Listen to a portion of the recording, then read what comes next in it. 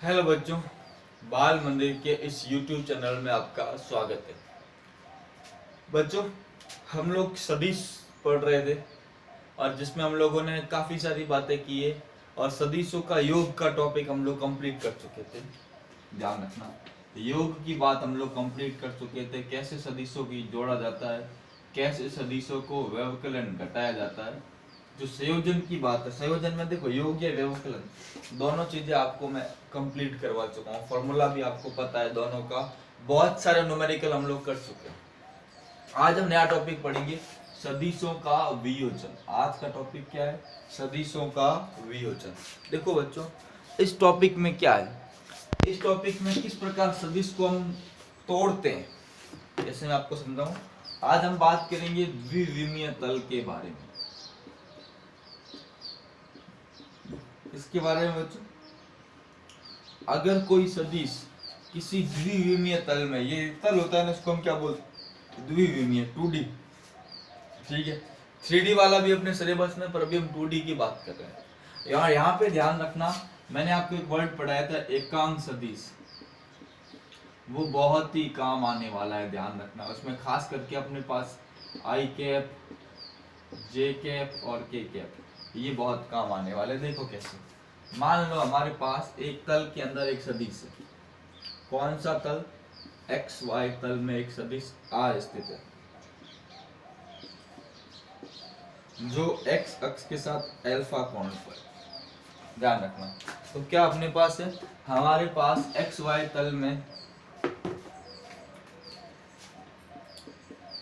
X Y तल में एक आर सदिश,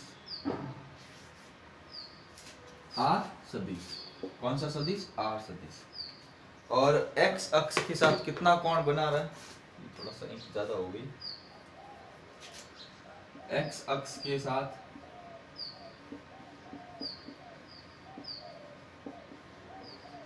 अल्फा कोण पर स्थित है। कितने कोण पर? अल्फा कोण। तो यहाँ हमको क्या पता चला कि हमारे पास एक सदिश क्या है? आर है, जो एक्स अक्ष के साथ कितने कोण पर? अल्फा कोण पर। एक्स अक्ष के साथ अल्फा कोण बनाता हुआ वो स्थित है। इसके बारे में हम लोग अभी बात करेंगे। एक सेकंड, थोड़ा मैं मार्कर को साफ कर लूं। कितने कोण पड़े? अल्फा कोण पड़े। देखो ये चीज तो हमने देख ली, ठीक है। अब देखो बच्चों, ये सदिश, इसको ले लिया मैंने ओ ए, यहां से मैंने एक परपेंडिकुलर ड्रॉ किया, ये आ गया बी पॉइंट। कौन सा पॉइंट? B point. अब हम बात करते हैं और एक और चीज, यहां से भी मैंने एक परपेंडिकुलर ड्रॉ किया, ये आ गया सी।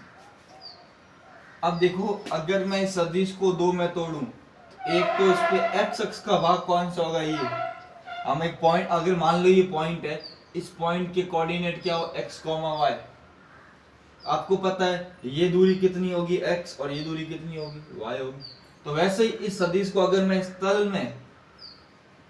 तल में वियोजित करना चाहूं, तब मैं कैसे वियोजित करूंगा वो देखो, इस चीज को समझो। वही है, सेम कोऑर्डिनेट सिस्टम की तरह ही पूरा चलेगा। देखो वो समझते हैं, ये आ गया। अब लेते हैं त्रिभुज, ये पॉइंट ओ है, ओ ए बी में साइन अल्फा, और दूसरा हम लेते हैं कॉस अल्फा। साइन क्या होता है? लंब अपॉन कर्ण। लंब कितना है? A B. कर्ण कितना है? ओ है। ए बी अपॉन ओ है। मैं खाली परिमाण ले रहा हूं, तो ए बी इक्वल्स टू क्या आ गया? ओ ए इंटू साइन अल्फा। ओ ए का परिमाण कितना है? आर का परिमाण, तो ए बी बराबर क्या आ गया? R sine alpha. समीकरण नंबर 1। कॉस अल्फा बराबर क्या हो गया? Cos alpha O B upon O A, आधार बटा कर्ण। ये क्या होता है? लंब बटा कर्ण। ये होता है आधार अपॉन कर्ण। तो ओ बी बराबर क्या हो जाएगा? ओ ए ये सॉरी यहाँ पे ए बी, हाँ ए बी ले लिया और यहाँ ले लिया ओ बी। ओ बी बराबर ओ ए इंटू क्या आ गया कॉस अल्फा। तो ओ बी बराबर आर कॉस अल्फा। अब इसको एक और चीज, यहाँ पे आपको ये पता है ये ए बी और ओ सी आपस में क्या होंगे बराबर, तो ओ सी, क्योंकि ए बी ओ सी आपस में बराबर है तो ओ सी बराबर क्या आ जाएगा आर साइन अल्फा। ऐसा क्या होगा, क्योंकि ए बी किसके बराबर है ओ सी की। इसको समीकरण नंबर 1 दो, ये समीकरण नंबर 1, समीकरण नंबर 2। अब देखो इसका मतलब इस ये वाला टुकड़ा, ये दूरी कितनी आ गई, ये दूरी आपकी आ गई आर साइन अल्फा, और ये कितनी आ गई, सॉरी ये आ गई आर कॉस अल्फा, ये आ गई आर साइन अल्फा।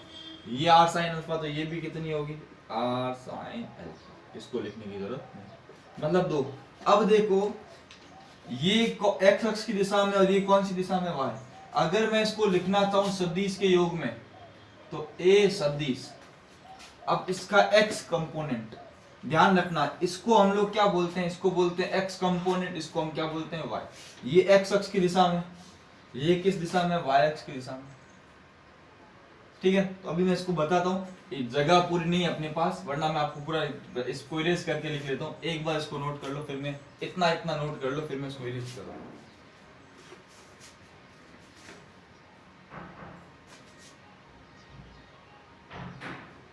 ठीक है, अब देखो इसको आगे यहाँ तक ही इसको मैं इरेज कर रहा हूँ। इसको मैं अब देखो आर, अगर मेरा आर सदिश है, इस आर सदिश को मैं लिखना चाहूँ एक्स अक्षीय दिशा में कितना कंपोनेंट है कॉस अल्फा, तो आर कॉस अल्फा। अब इसकी दिशा के लिए मैं एकांक सदिश क्या लूंगा आई कैप, प्लस वाई एक्स में कौन सा है आर साइन अल्फा इनटू क्या आएगा जी कैप। ये हो गया इसका घटक। ध्यान रखना इसका मतलब ये जो आर कॉस अल्फा है ये कौन सा कंपोनेंट है, इसको बोलते हैं एक्स कंपोनेंट, एक्स घटक। और आर साइन अल्फा इसको क्या बोलते हैं वाई घटक। आई कैप के साथ हमेशा एक्स घटक आएगा, जे कैप के साथ हमेशा क्या आएगा वाई घटक आएगा। ध्यान रखना। अब देखो ये आपको ध्यान रखना। इधर देखो एक और चीज बता रहा हूं, क्या हो जाएगा, या इसको ऐसा लिखेंगे R equals to R X I cap plus R Y G cap. ये भी हमारा सही बनता है। अब अगर बच्चों में इसको सॉल्व करना चाहूं, अब देखो अगर मैं इन दोनों की बात करूं, ये इधर आई और ये जे, इन दोनों के बीच में कोण कितना है 90 डिग्री। नीचे वाला मिटो रहा, उसको नोट कर ले। देखो इन दोनों के बीच में कोण कितना है 90 डिग्री। अगर मैं इनका परिणाम ही निकालूंगा तो क्या आएगा आर बराबर under root A square plus B square. R इधर देखो ऐसे नहीं, वापिस अगर उल्टा करना चाहें, हमारे पास ये एक एक्स घटक है, ये कौन सा है, अगर मेरे को परिणामी निकालना तो देखो क्या करना पड़ेगा, आर का परिणामी बराबर ये आर कॉस अल्फा का आर एक्स का स्क्वायर प्लस आर वाई का स्क्वायर, आर एक्स का स्क्वायर प्लस आर वाई का स्क्वायर। एंगल कितना है 90 plus 2 R X R Y cos 90 cos 90 zero होता है। तो आर का परिणामी बराबर क्या आ जाएगा आर कॉस अल्फा का square plus R sine alpha का स्क्वायर। तो आर का परिणामी आर स्क्वायर आ गया कॉमन, क्या रह गया cos square alpha plus sine square alpha. इसका मान कितना होता है 1, तो क्या आ गया अंडर रूट आर स्क्वायर। तो आर का परिणामी बराबर कितना आ गया, आर आया कि नहीं आया, सही है। एक मिनट दिख रहा है नहीं दिख रहा, आ गया। इसका मतलब अगर मेरे को ये दिया हुआ हो और कोण दिया हो तो ये कॉस और ये साइन, जिसके साथ कोण बनता है वो कॉस। अगर ये दोनों दिए हैं और मेरे को परिणाम ही निकालना हो तो क्या करना, दोनों को जोड़ देना। अगर मेरे को थीटा निकालना हो, क्या निकालना हो, थीटा निकालना, टेन थीटा निकालना हो, तो डायरेक्शन के लिए क्या करूंगा, इधर देखो, टेन अल्फा बराबर क्या करूं, इसमें से आर साइन अल्फा में से आर कॉस अल्फा को, ये एंगल है ना, ये आर कॉस अल्फा, ये क्या है साइन अल्फा, तो क्या हो जाएगा। अगर मैं टेन अल्फा की बात करूं, डायरेक्शन चाहिए, तो अब सिंपल है ना, टेन अल्फा कहां से निकलेगा, इसमें से इसको क्या करूंगा, डिवाइड करूंगा ना, क्योंकि देखो ये कितना है, आर साइन अल्फा अपॉन क्या आ जाएगा, आर कॉस अल्फा। इसका मतलब क्या हो गया, ये कौन सा कंपोनेंट हो गया, y घटक अपॉन क्या आ गया, x घटक। तो हमेशा जब भी मेरे को एंगल निकालना होगा तो अल्फा बराबर tan inverse R Y upon क्या आ जाएगा, आर एक्स। तो देखो दोनों बातें मैं आपको बता चुका हूँ, कैसे उसको दो भागों में तोड़ते हैं और कैसे वापस दो भागों से हम लोग क्या करते हैं। ये परिणामी का सूत्र है, क्या आ जाएगा, सीधा R X square plus R Y square. अगर मैं इसको शॉर्टकट में सूत्र लिखूंगा, सूत्र क्या आ जाएगा, आर का परिणामी बराबर under root R X square plus R Y square. एक सूत्र तो ये हो गया। और दूसरा डायरेक्शन का सूत्र क्या बन गया, डायरेक्शन का बन गया अल्फा बराबर tan inverse R Y upon R X. तो दोनों फॉर्मूले आपको मैं बता चुका हूँ, नोट कर लो, फिर मैं न्यूमेरिकल लेता हूँ। समझ रहे हो किस प्रकार तोड़ रहा हूँ और वापस जोड़ रहा हूँ, दोनों बातें मैंने आपको कर दिया। अब एक सवाल लेते हैं।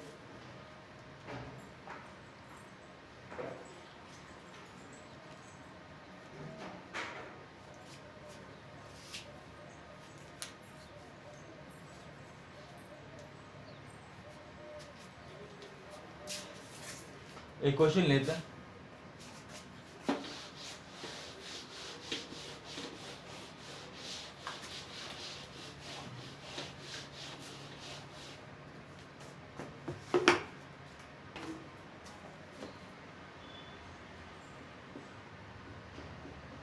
क्षैतिज से 30 डिग्री पर कार्यरत एक सदिश का घटक, एक सदिश का ऊर्ध्व घटक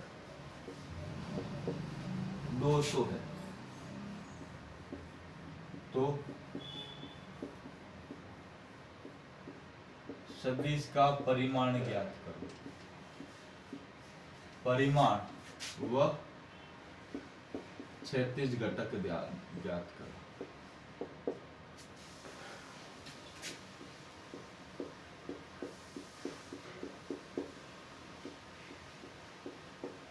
देखो ये हमको सवाल दिया हुआ,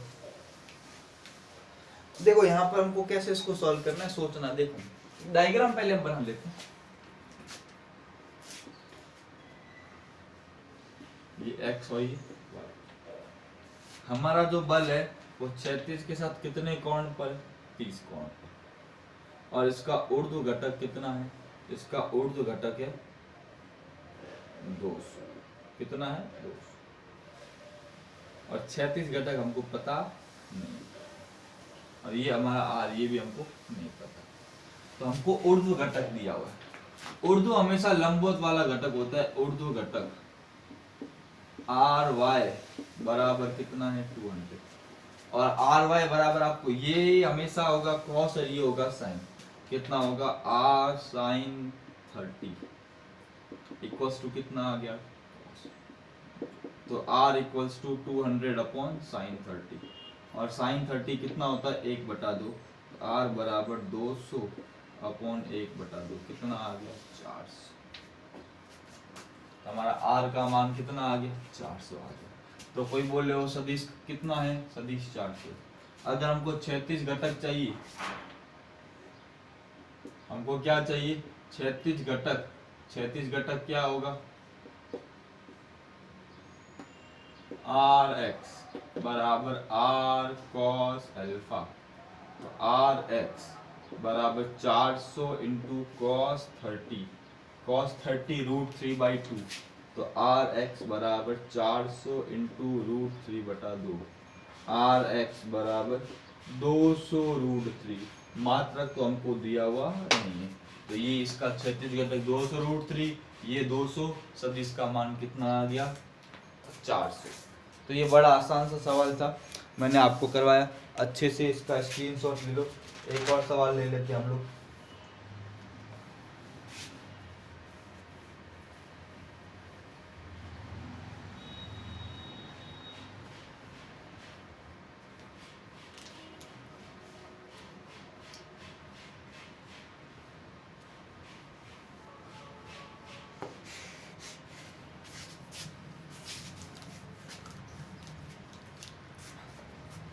भैया अगला सवाल लेते हैं, एक बार अगला सवाल लेते हैं।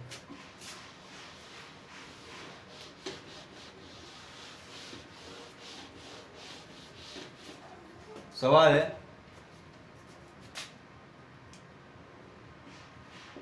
सदिश ए के x घटक का परिमाण, x घटक का परिमाण 3 है तथा सदिश x का परिमाण, सदिश x का परिमाण ये कितना मान लिया मैंने 5, कितना है 5। तो सदिश का y घटक तथा x अक्ष के साथ कोण ज्ञात करें।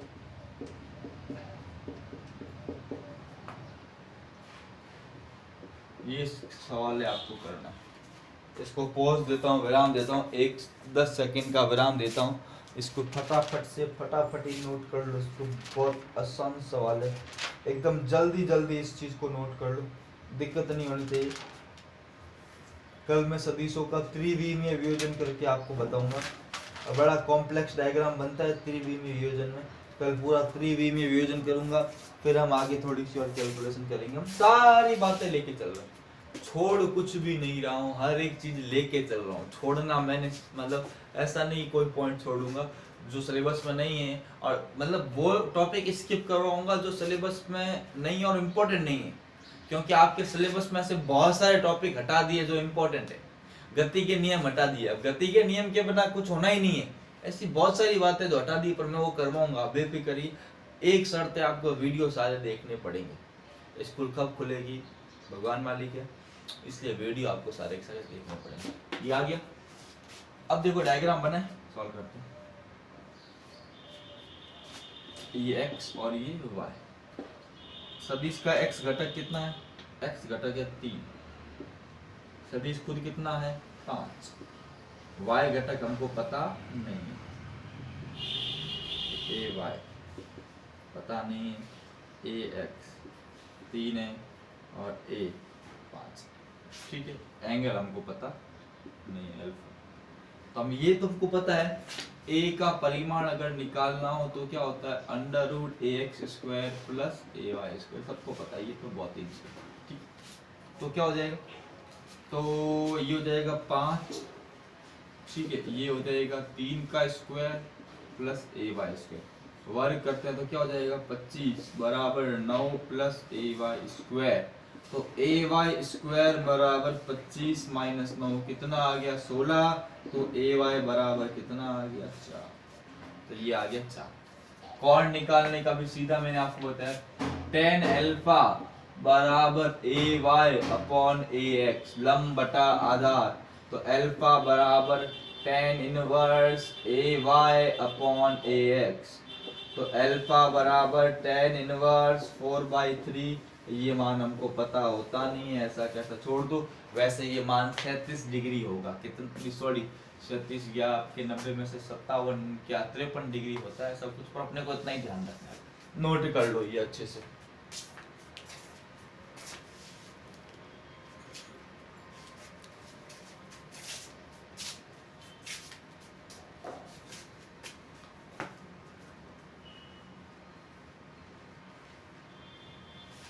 बच्चों सदिश का टॉपिक आपके सिलेबस में ज्यों का त्यों है, कुछ हटाया नहीं है।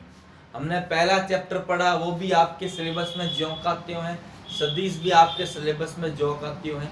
हमारा जो हम पढ़ेंगे इसके बाद एक चैप्टर पढ़ेंगे थोड़ी सी जहाँ पे कुछ चीजें गायब किए, वो मैं आपको नहीं करवाऊंगा, जैसे ग्राफ वगैरह है, थोड़ा ऊपर ऊपर से और भी दे दूंगा, पर अपने सिलेबस में नहीं, हमारे पास टाइम भी इतना है। अगर आप पूरा पढ़ना चाहते हैं तो आपको वीडियो सारे देखने पड़ेंगे। देखो दो बातें नहीं होगी, या तो आप वीडियो पूरा देखें तो आपको एक एक चीज मैं आपको बताऊंगा, क्योंकि जिन लोगों का फ्यूचर में एम है कि मुझे IIT करना है या मुझे MBBS करना है या मुझे इंजीनियरिंग करना है, तो कॉम्पिटिटिव एग्जाम में सारी बातें आएगी। तो उसके अगर हम उस हिसाब से तैयारी करना चाहते हैं, सारा पढ़ना पड़ेगा। और खाली 11वीं पढ़नी है तब तो छोटा मोटा पढ़ लेंगे, जैसा आपको सही लगे आप बताओगे वैसा मैं करवाऊंगा। अगर आप सारा देखना है तो आपको ये वीडियो तो देखनी ही पड़ेगी, सारे के सारे वीडियो। आप जितना ज़्यादा देखेंगे उतना ज़्यादा हम उतने अच्छे वीडियो बनाएंगे, ठीक है। थैंक यू बच्चों, आज के लिए इतना ही करते हैं, कल कुछ और नई बातें करेंगे। थैंक यू सो मच बच्चों।